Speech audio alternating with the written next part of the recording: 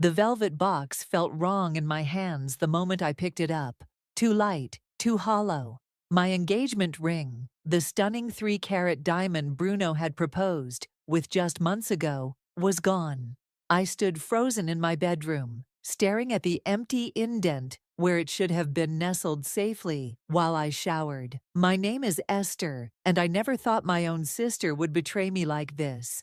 "Mom," I called out, my voice cracking as I rushed down the stairs. "Mom, have you seen my ring? Did you move it?" My mother looked up from her coffee, perfectly manicured nails wrapped around her favorite mug. "What do you mean, honey? Isn't it in your room?" "The box is empty." I thrust it toward her, hands shaking. "I always put it there when I shower, always." "Maybe you misplaced it." She barely glanced at the box. "You've been so scattered lately with all the wedding planning." That's when I heard it, the distinct sound of Sophia's laughter floating in from the backyard. My stomach dropped as I moved to the window. There she was, on her phone, twirling something that caught the sunlight. "Sophia," I stormed outside, screen door slamming behind me. "What are you doing with my ring?" She turned, and I saw it clear as day on her left hand. My ring, my 3-carat princess-cut diamond that Bruno had spent months saving for. "Oh, hey, sis." She smiled. That same sweet smile she'd used to get away with everything since we were kids. "Isn't it beautiful? Zane proposed last night." The world tilted sideways. "That's my ring." "Don't be ridiculous," she laughed, but her eyes darted away. "Zane picked it out himself." "Sophia Howard, take it off right now." My voice was steady, despite the rage building inside me.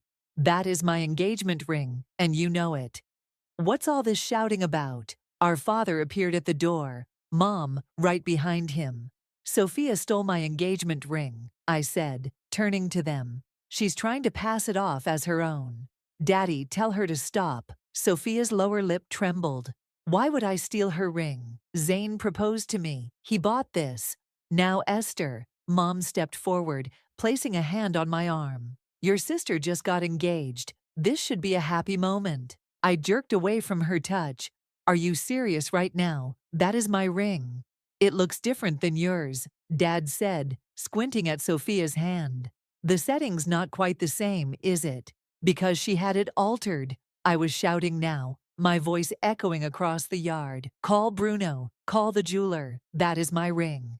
"Honey," Mom's voice took on that patronizing tone I'd grown to hate. "You're making a scene. Sophia and Zane are in love. They're getting married. Can't you just be happy for your sister?" I looked between them, Mom's dismissive expression, Dad's uncomfortable avoidance, and Sophia's triumphant smirk, poorly disguised as innocence. 25 years of watching them favor her, excuse her, protect her, and somehow I was still surprised. "You know what?" I pulled out my phone. "Let's call Zane right now. Let's ask him where he bought the ring." Sophia's face went white. He's busy at work." "Perfect. I'll leave a message." I hit the call button, watching her squirm. "Stop it." She lunged for my phone, but I stepped back. "Fine. I borrowed it, okay?" But Zane was going to propose, and we couldn't afford anything nice, and you have everything. The perfect job, the perfect fiancé, the perfect life. "Sophia," Mom hissed, but the truth was out. I looked at my parents, waiting for their reaction, waiting for them to finally hold their precious baby accountable. Instead, Mom wrapped an arm around Sophia's shoulders. "We'll sort this out as a family," she said firmly. "There's no need to involve Zane or make this public. Sophia made a mistake, but her intentions were pure. Love makes people do crazy things." "Pure intentions?" I laughed, the sound harsh and foreign. "She stole my engagement ring." "We'll replace it," Dad offered quickly. "A newer one, even better." "That's not the point." I was trembling now, tears threatening to fall. "She stole from me, lied about it, and you're defending her, again." "Esther, please," Mom sighed. "Don't be dramatic. We can fix this." I looked at my sister, still wearing my ring, still protected in our mother's embrace. Something inside me hardened. A lifetime of being the reasonable one, crystallizing into resolve. You're right, Mom, I said quietly. We can fix this, and I will. I turned and walked away, their calls fading behind me. They had no idea what was coming, but they were about to learn that karma has a way of collecting its debts, and I was going to make sure it did. I spent the night at Kimberly's apartment, my phone buzzing with ignored messages from my family. The next morning, I walked into my parents' house with purpose, finding them all gathered in the kitchen, like nothing had happened. "Oh good, you're back," Mom said, sliding a plate of pancakes across the counter. "We were worried." "Were you?" I remained standing. "Or were you hoping I'd cool off and let this go like always?" Sophia sat at the table, my ring still gleaming on her finger. She at least had the decency to look uncomfortable. "Sweetheart," Dad began, "we've been talking, and we think—" "No," I cut him off. "You don't get to think anything. That ring is mine, and Sophia is going to take it off right now." "Actually," Mom straightened her spine, "we've decided to help Sophia and Zane buy you a new ring. A better one. This way, everyone wins." I stared at her, incredulous. "Everyone wins? My sister stole from me, lied to her boyfriend, and you want to reward her?" "It's not rewarding," Sophia piped up. "Zane loves me, and this ring, it just feels right on my finger, like it was meant to be mine." "You're delusional." I turned to our parents. "And you're enabling her, again." "Now that's enough," Dad's voice rose.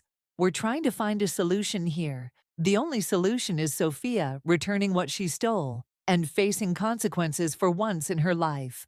My phone rang, cutting through the tension. Unknown number. I answered it, turning away from my family's stares. "Is this Esther?" a man's voice asked. "This is James from Crystal Jewelers. We have a situation regarding a ring purchase." My heart raced. "Yes, I'm Esther. What kind of situation?" "A young woman brought in a ring for resizing yesterday. Matches the description of one we sold to a Mr. Bruno Grant 3 months ago. She claimed it was a gift from her boyfriend, but something felt off. We keep detailed records of our sales, especially for pieces of this value." I put the phone on speaker, locking eyes with Sophia. "Go on." "Well, when we checked the serial number, it matched Mr. Grant's purchase. The young woman gave her name as Sophia, said her boyfriend was named Zane. But our records show this ring belongs to you." Sophia jumped up. "You had no right to check." "I had every right," I snapped, before addressing James. "Thank you for calling. That ring was stolen from me by my sister. She's trying to pass it off as her own engagement ring." The silence in the kitchen was deafening. "I see," James said carefully. "In that case, we'll need proper documentation of ownership before proceeding with any alterations, and you may want to file a police report." "No police," Mom burst out. "We can handle this privately." "Thank you, James," I said firmly. "I'll bring in the original receipt and documentation today." I hung up and faced my family. Sophia's face had gone from pale to red. Mom looked like she might faint, and Dad couldn't meet my eyes. "Still want to claim it was a gift from Zane?" I asked Sophia. "You're just jealous," she exploded. "You can't stand that I'm happy. That someone wants to marry me too." "Happy?" I laughed. "You think building a marriage on theft and lies will make you happy. Enough." Mom slammed her hand on the counter. "Sophia made a mistake, but involving jewelers and threatening police reports? That's going too far, Esther. We raised you better than this." "No, Mom. You raised me to be the responsible one, the understanding one, while Sophia got away with everything." "Well, not this time. Please," Sophia's voice cracked. "Zane will leave me if he finds out. You know how he is about honesty. I'll do anything. I'll pay you back. You should have thought about that before stealing my ring and lying to everyone." I grabbed my purse. "I'm going to the jeweler, then I'm calling Zane." "You can't." Sophia lunged forward, grabbing my arm. "Mom, Dad, stop her." Dad finally spoke, his voice tired. "Let her go, Sophia. This has gone too far." "But she'll ruin everything," Sophia wailed. I pulled free from her grip. "No, you ruined everything. I'm just making sure the truth comes out." As I walked out, Mom called after me. "If you do this, you'll tear this family apart." I paused at the door, looking back at them one last time. "No, Mom, you and Sophia did that the moment you decided theft and lies were acceptable, as long as your favorite daughter got what she wanted." The door closed behind me with a satisfying click. My phone buzzed, a text from the jeweler, confirming they had located my purchase records. Perfect. It was time to show my sister that karma doesn't care about being the family favorite. "I can't believe they're actually defending her," Kimberly said, sliding a glass of wine across her kitchen counter to me. "I mean, I can, because it's your family, but still." I took a long sip, the receipt from Crystal Jewelers spread out in front of me. You should have seen Sophia's face when the jeweler called.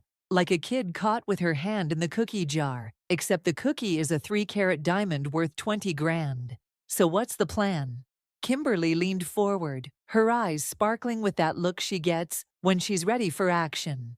"Please tell me you're going nuclear on this." My phone buzzed, another text from Sophia. "Please don't do this. I'll explain everything to Zane myself." "Yeah, right," I muttered, showing Kimberly the message. "She's just trying to buy time to spin another lie," Kimberly said. "You know that, right?" The doorbell rang, making us both jump. Kimberly peeked through the peephole and turned to me with wide eyes. "It's your mom." "Of course it is." I stood up, squaring my shoulders. "Let her in." Mom burst through the door like she owned the place, designer purse swinging. "Esther, we need to talk, alone. Anything you have to say, you can say in front of Kim." Mom's lips tightened. "Fine." "Sophia is devastated. She's been throwing up all morning, crying about how you're trying to ruin her life." "That's rich," I laughed. "She steals my engagement ring, lies to everyone, and somehow I'm the bad guy." "She made a mistake." Mom threw up her hands. "We're offering to make it right. Your father already called the jewelry store. We can get you an upgraded ring, bigger than the original." "It's not about the ring anymore, Mom. It's about Sophia facing consequences for once in her life, by destroying her relationship, by bringing shame to this family." Kimberly snorted. "The only shame is how you're enabling a thief." Mom's head snapped toward her. "This is a family matter." "No," I said firmly. "This stopped being just a family matter when Sophia dragged Zane into her lies. He deserves to know what kind of person he's planning to marry." "She loves him," Mom pleaded. "She was desperate. You know how much she's struggled while you've had everything handed to you." "Handed to me?" I slammed my wine glass down. "I worked my ass off for everything I have. I put myself through grad school. I built my career. I found a good man who loves me. None of that was handed to me." "Your sister." "My sister is a thief who's about to learn that actions have consequences." I pulled out my phone. "In fact, let's call Zane right now." "Don't you dare." Mom lunged for my phone, but Kimberly stepped between us. "Mrs. Howard," Kimberly's voice was ice cold. "I suggest you step back." My phone was already ringing. 1 ring. 2 rings. 3. "Hello?" Zane's voice came through, clear and confused. "Zane, it's Esther. We need to talk about Sophia's engagement ring." "Esther, please." Mom's voice cracked with desperation. "What about it?" Zane asked. "Is something wrong?" "I need you to meet me at Crystal Jewelers in an hour. There's something you need to see." A pause. "Okay, should Sophia come too?" "No," I said firmly, watching Mom's face crumple. "Just you." After hanging up, Mom stared at me like I was a stranger. "I never thought you could be so cruel."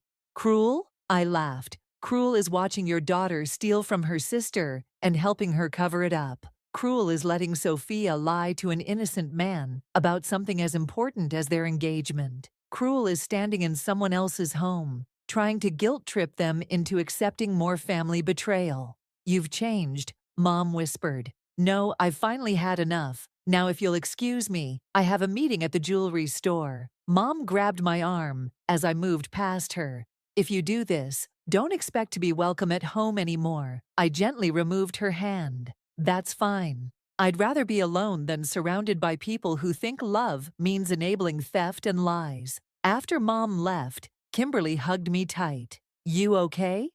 Actually, yeah. I picked up the receipt, my proof of ownership. For the first time in forever, I feel like I'm doing exactly what I should be doing. Want me to come with you to meet Zane? I shook my head. No, this is something I need to do alone. But keep your phone on. Something tells me Sophia is going to put on quite a show when she finds out what's happening. As I gathered my things to leave, my phone lit up with a text from Sophia. You'll regret this. I showed it to Kimberly, who raised an eyebrow. Sounds like a threat. No, I smiled, slipping the receipt into my purse. It sounds like someone who's finally about to face reality, and I can't wait to see it happen. Zane was already waiting outside Crystal Jewelers when I arrived, hands stuffed in his pockets, looking confused and concerned. I'd always liked him. He was honest, hardworking, and genuinely good. Everything my sister didn't deserve. Hey, he said, shifting nervously. What's going on? Sophia's been calling me non-stop, but she won't say what's wrong. Let's go inside first. I held the door open. There's something you need to see. James, the jeweler who had called me, looked up as we entered. Recognition flashed across his face. Ah, Esther, and this must be Zane, I said. Sophia's boyfriend. James's expression tightened. I see. Do you have the documentation I requested? I pulled out the receipt and original purchase records, laying them on the counter. Right here. What documentation? Zane stepped closer, peering at the papers. What is all this? The proof of purchase for that engagement ring Sophia's wearing, I said quietly. The one you supposedly bought her. His face went blank. What are you talking about? Of course I bought her ring. James cleared his throat. Sir, this receipt shows this ring was purchased by Bruno Grant 3 months ago. It was sold as an engagement ring for Esther. Zane's face drained of color. He picked up the receipt, hands shaking slightly. There must be some mistake, Sophia said. Sophia lied, I said gently. She stole my engagement ring while I was in the shower, then tried to pass it off as a gift from you. No. He shook his head. No, she wouldn't. The bell above the door chimed. We all turned to see Sophia burst in, face streaked with tears, our mother right behind her. Zane, baby, don't listen to her. Sophia rushed forward, grabbing his arm. She's just jealous. She's trying to ruin everything. Is it true? Zane's voice was deadly quiet. Did you steal this ring? Of course not. I would never. The serial number matches, James interrupted, pointing to the documentation. And we have the original security footage of Mr. Grant's purchase, if you'd like to see it. Sophia's grip on Zane's arm tightened. Baby, please, I can explain everything. Explain what? Zane jerked away from her. Explain how you stole your sister's engagement ring? Explain how you've been lying to me about where it came from. I did it for us. Sophia's voice rose hysterically. We've been together for 2 years, and you never proposed. I saw how happy Esther was with her ring, and I wanted that for us. So you stole it? Zane's face hardened. You committed a crime and lied to my face about it. Mom! Sophia turned to our mother. Tell them how it's not that simple. Mom stepped forward, but Zane held up his hand. With all due respect, Mrs. Howard, I don't want to hear it. I've watched you excuse Sophia's behavior for 2 years, and now I understand why she thinks this is okay. Zane, please, Sophia sobbed. I love you. Love doesn't steal, he said, his voice breaking. Love doesn't lie. He turned to me. I'm so sorry, Esther. I had no idea. It's not your fault, I said softly. Take it off, he told Sophia. Now. No. She clutched her hand to her chest. You can't make me. Actually, James spoke up. If you don't remove that ring voluntarily, we'll have to involve the police. Theft over $5,000 is a serious crime. Sophia's face crumpled as she slowly pulled the ring off, dropping it on the counter like it burned her. James picked it up, examining it carefully before handing it to me. The setting's been altered, he noted. but we can restore it to its original state within a week. This is what you wanted, isn't it? Sophia spat at me. To humiliate me? To ruin my life? No. I slipped my ring into my purse. I wanted the truth to come out. Everything else is just consequences of your own actions. Zane moved toward the door, pausing to look back at Sophia one last time. Don't call me. Don't text me. We're done. Zane. Sophia tried to follow him, but Mom held her back as he walked out. Are you happy now? Mom glared at me. You've destroyed your sister's relationship. No, Mom. Sophia destroyed it herself. And if you'd ever held her accountable for anything, maybe she wouldn't be in this situation. I turned to James. Thank you for your help. I'll be back next week for the ring. As I walked out, I heard Sophia's sobs and Mom's attempts to console her. But for the first time, I felt no guilt, no obligation to make things right. Sometimes the kindest thing you can do for someone is let them face the music they've been playing all along. 3 days after the jewelry store confrontation, Dad showed up at my apartment. His shoulders were slumped, his usual confident posture replaced by something that looked a lot like defeat. Can I come in? He asked quietly. I stepped aside, letting him enter. He settled onto my couch, looking around at the boxes I'd been packing. You're really moving out of the house? I can't stay there anymore, I said, sitting across from him. Not after everything. He nodded slowly. Sophia hasn't left her room since that day. Your mother's beside herself. And how are you, Dad? He met my eyes for the first time. Ashamed. Of myself, mostly. I've been doing a lot of thinking about how we got here. The front door opened, and Bruno walked in with coffee and bagels. He froze when he saw Dad, then carefully set the breakfast down. I should give you two some privacy, he said. No, Dad stood up. Stay, please. You're part of this family too, or at least you will be, if you still want to be, after everything we've put Esther through. Bruno moved to stand behind my chair, his hand resting supportively on my shoulder. I love your daughter, sir. Nothing your other daughter did changes that. Sophia's been fired from her job, Dad said suddenly. Apparently, she had a complete meltdown at work yesterday. Started screaming at a client who was wearing an engagement ring. That's not my problem, I said firmly. No, it's not, Dad agreed, surprising me. Just like it wasn't your problem when she crashed your car in college, or when she borrowed money from your savings account last year. We always made it your problem, didn't we? I felt tears threatening, but held them back. You and Mom always said I needed to protect her, to understand her. We were wrong. Dad's voice cracked. We failed both of you. We failed Sophia by never teaching her consequences, and we failed you by making you responsible for her actions.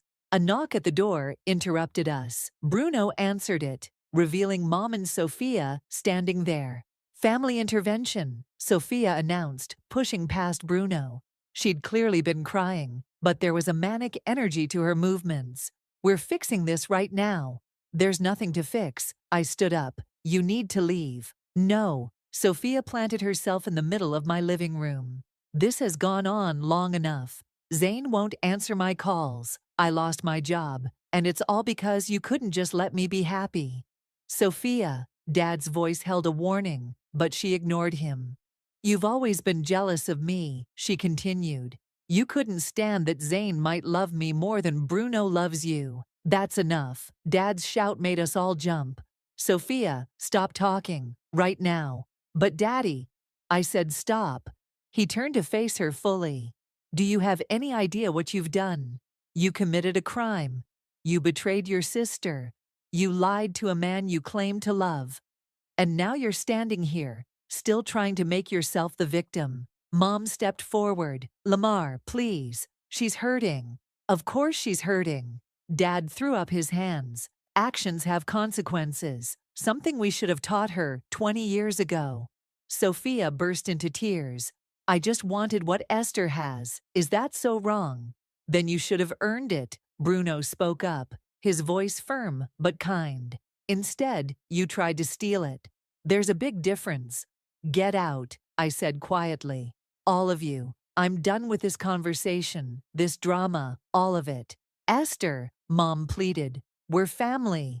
Family doesn't steal from each other. Family doesn't enable theft and lies. Family doesn't show up uninvited to make more demands. Sophia lunged forward suddenly, grabbing my purse from the coffee table. Where's the ring? Give it back. Bruno moved quickly, taking the purse from her hands while Dad pulled her back. That's it, Dad said, his face red with anger. We're leaving, now. But, now Sophia. He turned to me, still holding Sophia's arm. I'm so sorry, sweetheart, for everything. When you're ready, if you're ever ready, I'd like to try to make things right. As they left, I could hear Sophia's hysterical sobs echoing down the hallway, Mom's soothing murmurs, and Dad's heavy footsteps. Bruno pulled me into a hug. You okay? Actually, yeah. I looked up at him. For the first time in my life, I feel like I'm seeing my family clearly, and I'm not responsible for fixing their mess anymore. Your dad seems to be waking up. Maybe, I sighed. But it's too little. Too late. Some things can't be fixed with apologies. Bruno kissed my forehead. So what now? I looked around at the half-packed boxes, at the life we were building together. Now we move forward. Without the drama, without the guilt, without Sophia's chaos. And your parents. They made their choice a long time ago, I said.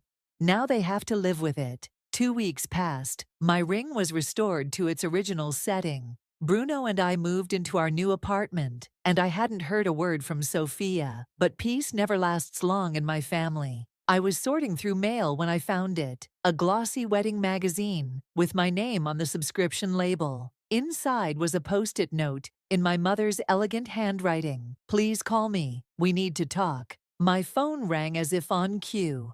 Kimberly's name flashed on the screen. Turn on your Instagram right now, she said without greeting. Hello to you too, I laughed, opening the app. Just look at Sophia's latest post. My stomach dropped as I saw it. A photo of Sophia in a wedding dress, standing in what looked like a bridal boutique. The caption read, "Sometimes the worst betrayals lead you to your best decisions. Wedding planning starts now." New chapter, keep moving on. Is she serious? I asked Kimberly. She's not even dating anyone. Keep scrolling. The next post was worse.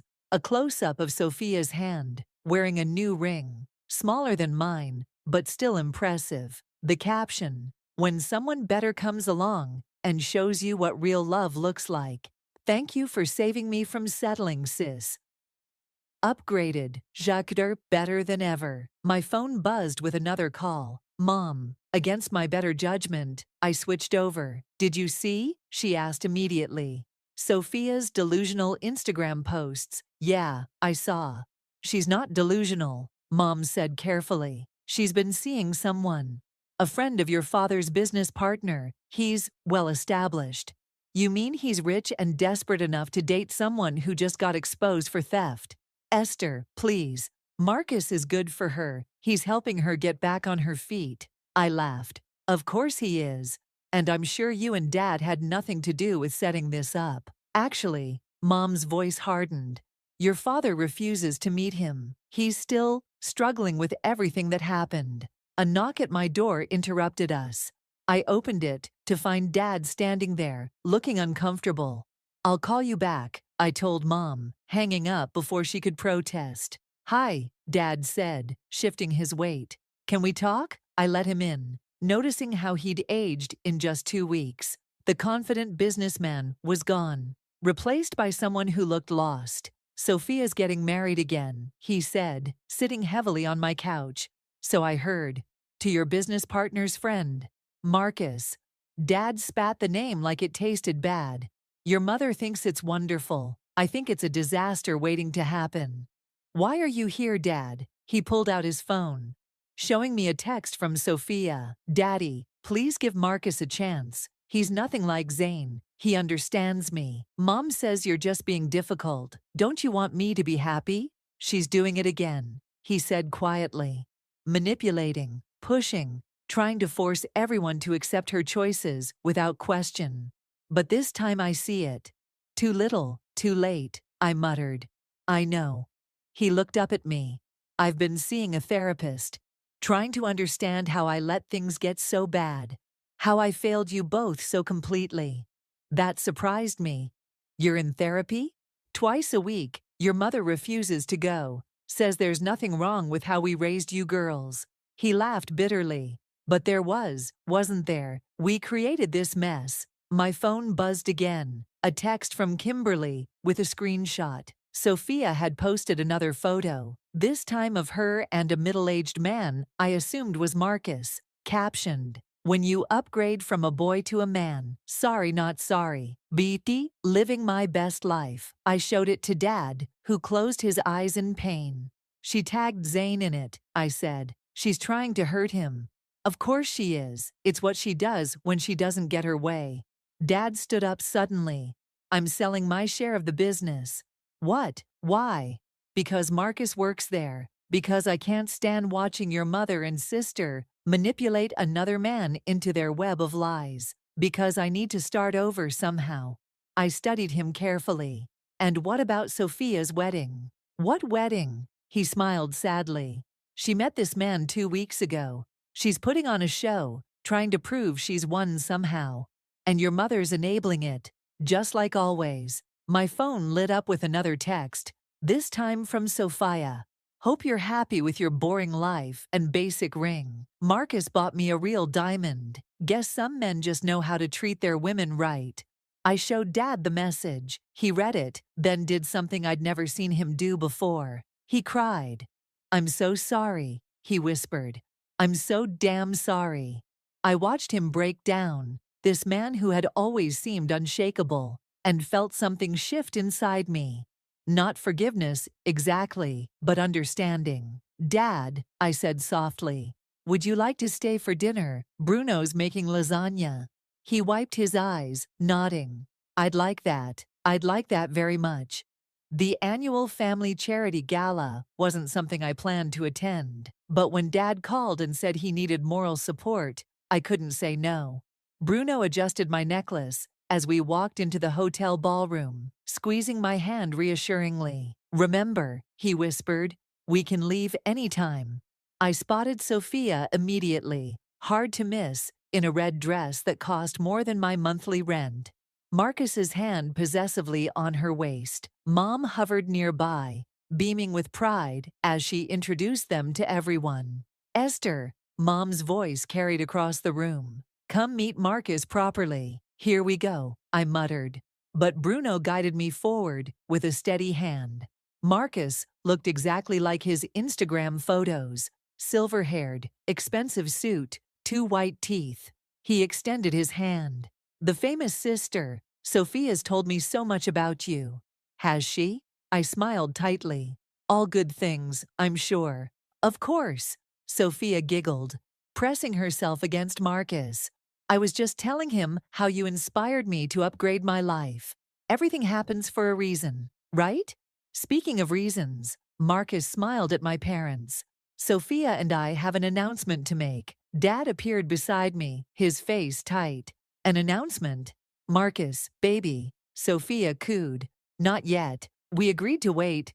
"I can't wait another minute." Marcus clinked his glass, gathering everyone's attention. "Ladies and gentlemen, I have the pleasure of announcing that in 3 weeks, Sophia will become my wife." The room erupted in applause. Mom rushed forward to hug them both. But Dad stayed rooted beside me. "3 weeks," Bruno whispered. "That's insane," I finished. "We're having a small destination wedding in the Maldives," Sophia announced. "Very exclusive. Family only, of course." She looked directly at me. "Well, some family." "Sophia," Dad's voice held a warning. "What?" She blinked innocently. "I just think it's best to keep things intimate. After all, some people might not approve of my happiness." "You mean some people might tell Marcus about your history of theft?" I said quietly. The color drained from Sophia's face. Marcus frowned. "Theft? What theft?" "Nothing." Mom stepped in quickly. "Just sisters being sisters. Marcus, let me introduce you to the board members." As Mom whisked them away, Dad turned to me. "I'm not going to the wedding." "Dad, no, this is wrong." He's twice her age. They barely know each other. And your mother? He took a shaky breath. Your mother's already talking about how his money will solve all of Sophia's problems. A commotion near the entrance drew our attention. Zane stood there, looking sharp in a suit, his new girlfriend beside him. Oh God, Bruno muttered. Sophia's screech cut through the murmur of conversations. What is he doing here? He's still my business partner's son, Dad said firmly. He has every right to be here. Sophia stormed over to us, Marcus trailing behind, looking confused. Daddy, make him leave. No. What do you mean, no? She stamped her foot like a child. After what he did to me. After what you did to him, I corrected. You stole my ring, lied to him, and then tried to publicly humiliate him on social media. What ring? Marcus asked. Sophia, what are they talking about? Mom appeared as if by magic. Nothing important, Marcus. Ancient history. No, I said loudly, drawing attention from nearby guests. Not ancient history. 3 months ago, Sophia stole my engagement ring and tried to pass it off as her own. When she got caught, she had a public meltdown and lost her job. Marcus stepped back from Sophia. Is this true? They're lying. Sophia's voice rose hysterically. They're just jealous because you're successful and rich and old enough to be your father, Dad cut in. And desperate enough to propose to someone he's known for 2 weeks? Lamar, Mom gasped. No, Josephine, I'm done pretending. Dad turned to Marcus. My daughter is a thief and a liar. My wife enables her. And you, sir, are either very naive or very foolish. The room had gone silent. Sophia's mascara ran down her cheeks as she looked wildly around. Marcus, baby, don't listen to them. They're trying to ruin us like they ruined me and Zane. But Marcus was already backing away, his face a mask of disgust. I think I need some air. No. Sophia grabbed his arm. You promised me a villa in Monaco. You said... Said what? Marcus jerked away. That I'd save you, fix you. I think I've heard enough. As Marcus strode out of the ballroom, Sophia collapsed into dramatic sobs. Mom rushed to comfort her, shooting daggers at Dad and me. Well, Bruno said quietly, I guess the wedding's off. Dad laughed, a real genuine laugh I hadn't heard in years. Come on. Let's get out of here, before your mother decides this is somehow my fault too. As we left, I heard Sophia's wails echoing behind us. But for the first time, the sound didn't fill me with guilt or obligation. It just reminded me how far I'd come from being the sister who always had to fix everything. The morning of my wedding dawned bright and clear. I stood in the bridal suite, Kimberly adjusting my veil, when a knock at the door made us both freeze. Esther, Dad's voice. Someone's here to see you. I opened the door to find Dad standing there with Mom, who looked smaller somehow, more fragile than I remembered. 5 minutes, Dad said softly. That's all she's asking for. Kimberly squeezed my shoulder. I'll be right outside if you need me. Once we were alone, Mom stepped forward, twisting her hands together. You look beautiful. Thank you. I stayed by the door, ready to escape if needed. Sophia's in rehab, she said abruptly. After the gala, after everything, she had a breakdown. Real one this time, not just for show. I heard. Dad told me. Did he tell you I'm seeing his therapist too? That surprised me. No, he didn't. It's hard. Mom's voice cracked. Looking at yourself in the mirror and realizing you've been the villain in your own daughter's story. That everything you thought you were doing out of love was actually destroying both your children. I didn't respond, waiting. Sophia's therapist asked her to write letters to everyone she's hurt. Her letter to you. Mom pulled an envelope from her purse. She wanted me to give you this, but she also said she understands if you never read it. I took the envelope, feeling its weight. Is that why you're here? To deliver Sophia's letter? No. Mom straightened her spine. I'm here to deliver my own apology. Not in a letter. You deserve to hear it face to face. Mom, please. She held up her hand. Let me say this. I failed you, Esther. I failed you every time I made excuses for Sophia, every time I put her wants above your needs, every time I made you feel like being responsible and honest somehow made you less special. Tears spilled down her cheeks, smearing her perfect makeup. I was so focused on protecting Sophia that I never protected you. From her, from my own bias, from the unfair burden we placed on you. And I am so sorry. I felt my own eyes welling up. Why now? Because I finally understand what I lost. My relationship with you, your trust, the chance to be part of your life, your marriage, your future family. She wiped her eyes. And because for the first time, I'm not here to ask for anything. I just needed you to know that I know what I did wrong. The door cracked open. Bruno peeking in. Sorry to interrupt, but we're almost ready to start. Mom nodded, gathering herself. Of course, I'll go find my seat. Unless you'd rather I leave? I looked at her, really looked at her. The designer outfit was the same, but something in her eyes was different. Humbler, more real. Stay, I said softly. But Mom, this doesn't fix everything. I know, she smiled sadly, but maybe it's a start.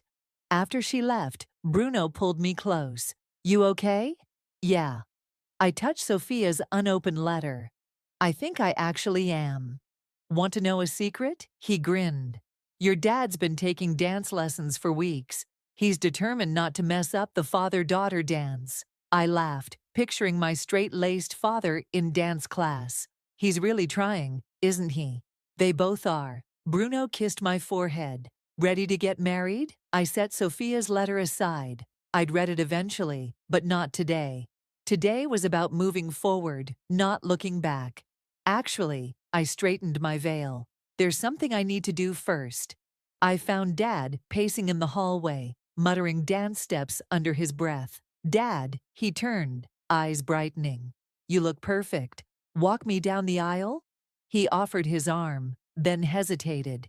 You know, all those years I spent enabling Sophia, trying to keep the peace, I forgot what real strength looks like. But you reminded me. You stood up for what was right, even when it cost you everything. Not everything. I took his arm. I gained something too. A father who finally sees me. The music started, our cue to begin. As we walked toward Bruno, I caught Mom's eye in the audience. She smiled tentatively, and I found myself smiling back. Some things couldn't be fixed with apologies and letters. Some relationships would never be the same. But standing there, surrounded by people who had learned the hard way what real love looks like, I realized something important. Sometimes the happy ending isn't about forgetting the past. It's about building a better future, one honest moment at a time. Ready? Dad whispered as we reached the altar. I squeezed his arm, looking ahead at Bruno, at our future. More than ready.